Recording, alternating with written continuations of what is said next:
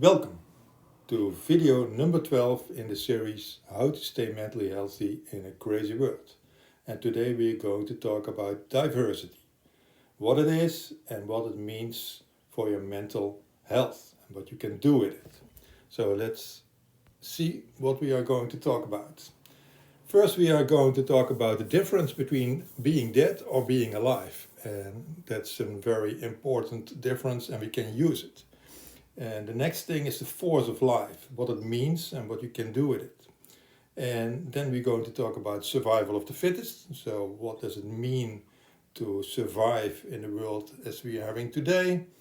We are going to talk about two things that keep you away from diversity. And the first one is bias and the second one is the fear of identity loss. And like always, we're going to talk about how to deal with it in a practical sense. And we have a conclusion at the end. So let's dive into it. Dead or alive? The first concept we are going to talk about is entropy. And entropy is a physical thing and it's about the amount of chaos in a system.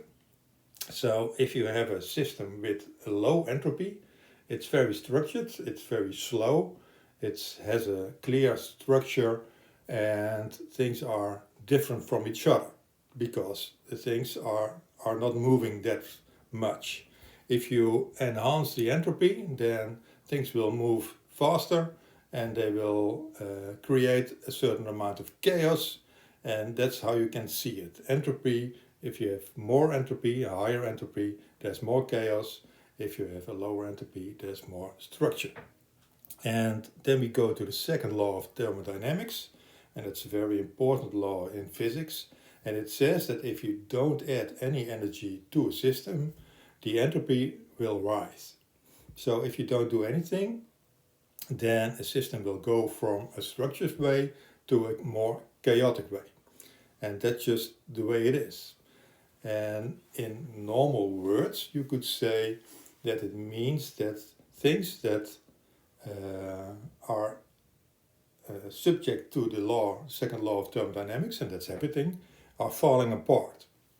I was once in Armenia and I saw the big factories there, the big oil factories that were there, and that closed down about 20 years ago, and they were literally falling apart.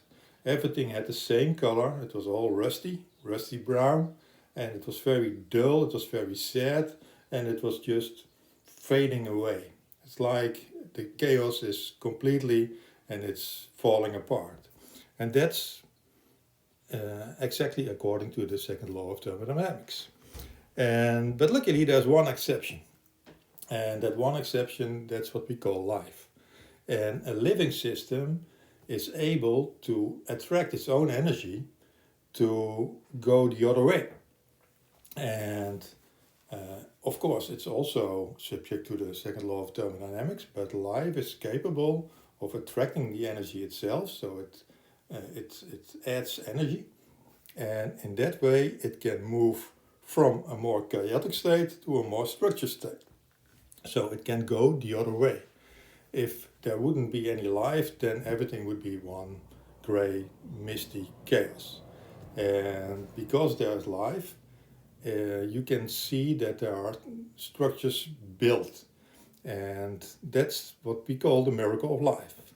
So it's very important to realize that there's a big difference between everything that's dead, because it will end up in more chaos and a more grayish mist, and everything that is alive, that is able to create its own structure and its own diversity. It will create a beautiful woodpecker or a beautiful tree or a beautiful human being. And that's the miracle of life, and that's what makes the world worth living in. And the nice thing is that we are alive, because we are human beings, so we are part of all the living creatures. So we have it in ourselves without any effort to go from chaos to more structure, more diversity, more richness in what you can have in this world. So that's about dead or alive. And what's that force of life? The force of life is capable of building. So if you have an egg, then you don't have to do anything about it. It will create a bird. If you have a pupa, it will create a butterfly. If you have a baby, it will create a grown-up human being. So it's building. And the same way it's structuring. It's if you have something like a pupa, it's nothing. It's a chaotic mess, and after a while, it will end up, and that's really a miracle. It will end up in a beautiful butterfly that's very structured with very nice colors. And in that way, it's also that a living system, if it's an organism or an ecosystem, is able to diversify. So if you have an ecosystem and you don't do anything about it, you don't destroy it, you don't disturb it, it will develop into a very diversified thing. It will have different layers. You have tall trees and small plants. You will have raptors and animals that eat other animals and animals that eat plants. So you can see a whole system developing, and in fact that's completely against the law of second law of thermodynamics. It's the other way around because it's a living system. That also means for your own mental health, if you are able to experience the connection with nature, you are able to experience the connection with the force of living, because you're a living creature like all other things. And if you experience that connection, you feel the energy and you can experience the force of diversification, about structuring, about building, that we all have in common. So that's an important force you can use. So why it's so important that you are diverse, that there is diversity. And then we go back to the survival of the fittest concept that Darwin proposed in evolution. And survival of the fittest doesn't mean that the strongest or the biggest wins. It means that the best way of surviving is if you have the best fit. To be the fittest is the best fit. So because we live in different circumstances, adapting and changing to a changing circumstances is very important. And that's it's the fact for everything. So you can have that in a society. If you're not able to adapt to certain new circumstances, your society will vanish. And you can see that if you have only one trick. So if you only have the trick of conquering all the countries that are beside you, then it will work for a while, and after a while you will lose because you're not able to adapt to new circumstances. You can see it now with our society. If we are not able to adapt to the climate change and we only work with economic growth in the same ways that we've always done, our society will vanish because we are not able to adapt. That's just nature, just the way it is. It's the same for an organization. The organizations, if it's commercial or not, it doesn't matter. If you're not able to adapt to the circumstances, your organization will vanish. The other organizations will be better. So it's survival of the fittest, so you won't manage to succeed anymore. And it's also the case with individuals like you and me.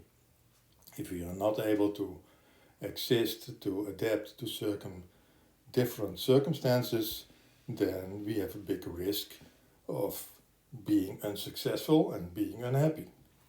So it's good for your mental health also to be able to act in different circumstances. And to do that, you have to be diverse. So if you're always friendly to everybody, it can be very nice. But if you end up in riots, then maybe it's better to or just run away or to fight, because sometimes you have to fight. And if you're not able to do that, then you get into problems. So diversity in general makes you stronger. The more diverse you are, as a society, an organization, or an individual, the more chance you have to survive. That's just the way it is.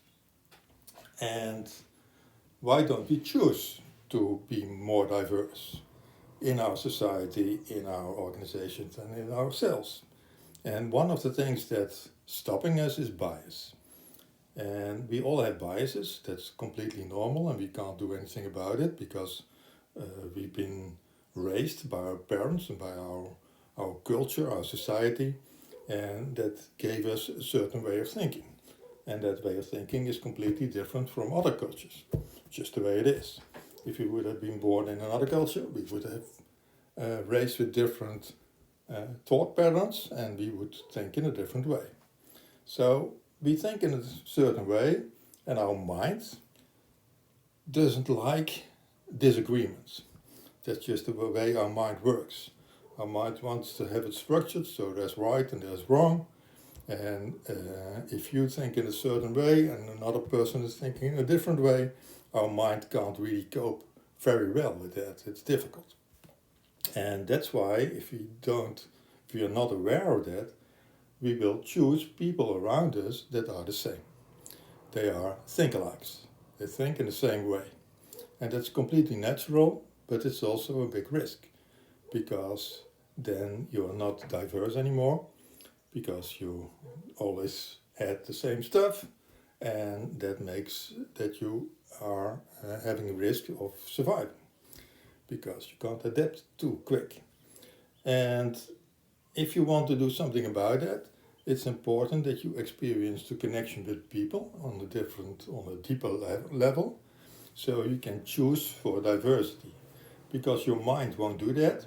So if you're on a deeper level, and you can forget about disagreements, then you can feel the connection with other human beings, despite of their way of thinking, and you can add those other people to your organizations, your society, to your friendships, and that makes you stronger and surviving because you choose for diversity, and that makes you more able to adapt. Another thing that plays a big role if you have a break on searching for diversity is the fear of identity loss. And that's really a big thing, because if you let in other ways of thinking, and there is a risk that the outside takes over.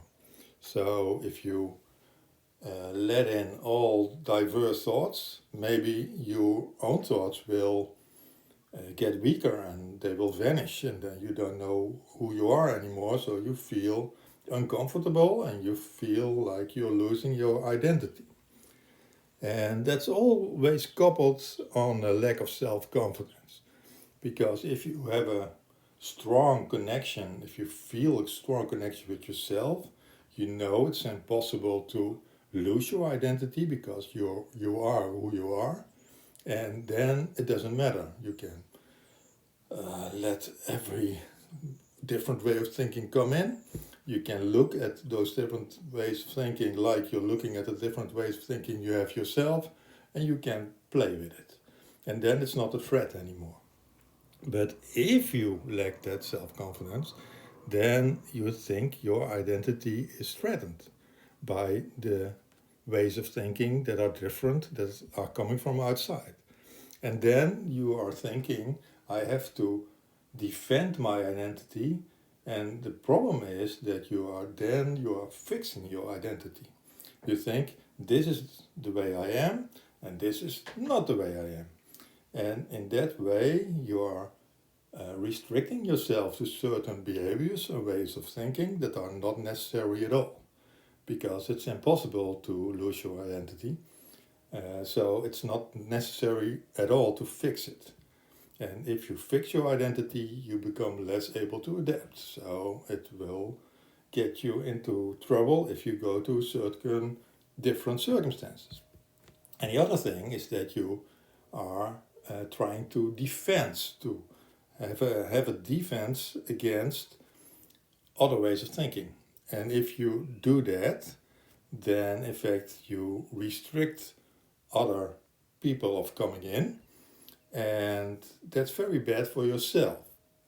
So it's not only bad for the other people because they can't come in, but it's certainly very bad for yourself, because the way you defend yourself is often completely against the way you think yourself. So if you think that freedom is very important and you are afraid that people who come in think differently about freedom, you restrict those people so they can't come in anymore. So you restrict the freedom of people around you, and in fact you are protecting something that's vanishing because you're protecting it. So if you just leave it, it's like a small child. If you just leave it play, then it's still a small child. If you protect it too much, you will get a big fence around it, and then the small child won't be a child anymore. It will be a prisoner.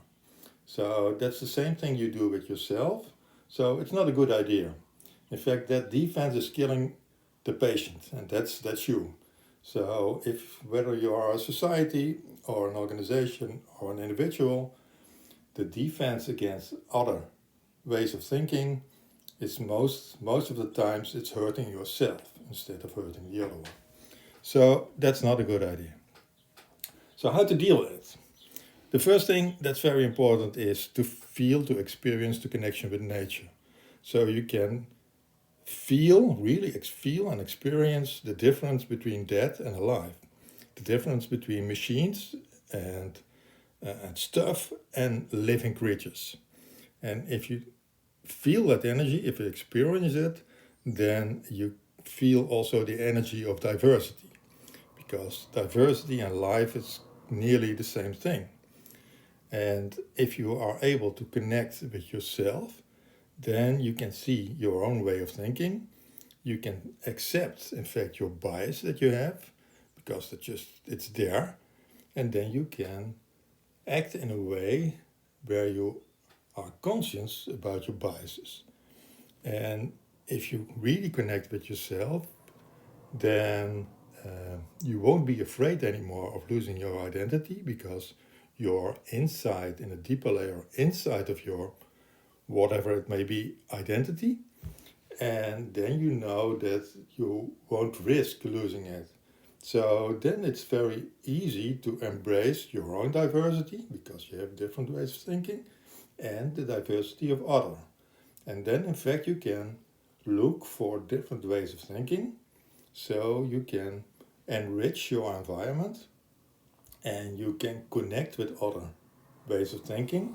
You get more diverse yourself, whether you're an individual or an organization or a society, and you get richer. And that's the way to be able to adapt to new circumstances and to survive in the long term. And in that same way to stay mentally healthy. So that's the way you can deal with it. So what's the conclusion? In fact, diversity and life, it's almost the same thing. So life is unique compared to dead material, compared to machines, because it's able to structure, to build, and to create diversity. And if you are able to serve that wave that's inside of you, because you're a living creature, and if you are able to know your biases, because you have your biases, but if you have a strong connection with yourself, then you know that you can just watch at your biases and leave them where they are and choose for something else. And if you're also able to keep out of the trap of fixing your identity, because if you are not afraid anymore to lose your identity, because you feel a strong connection with yourself, with your own being on a deeper layer, then it's very easy for you to choose for diversity. And in fact, it's like always, it's the same for an individual, an organization, or a society. And if you are choosing for diversity, you're not doing that because you are nice. So it's not that you choose, if you are an organization and you let people in with different thoughts, with different ways of thinking, it's not because you are nice to those people. No, it's because you want to get stronger yourself. So it's more about a selfish reason than about taking care of somebody else. It's not that it's not important to take care about somebody else, but it's not a reason that you choose for diversity. So if you have an organization and you want to have the best candidate, then it's important to realize that the best candidate is somebody that's thinking in a different way than you're doing now. Because otherwise it don't add up very much. So it's important to realize that the best candidate will be somebody who's thinking in a different way. And that's what your organization makes stronger. So that's why you want to choose for that. Not because you're nice, but because you're selfish. You want to have the best fit. And if you realize that you have a bias, and if you're not afraid to lose your identity, then you can choose for the best candidate for your organization, or the best friend for your own life, or the best people who can get into your society. And that's all about diversity for today. Thank you very much, and hope to see you next time.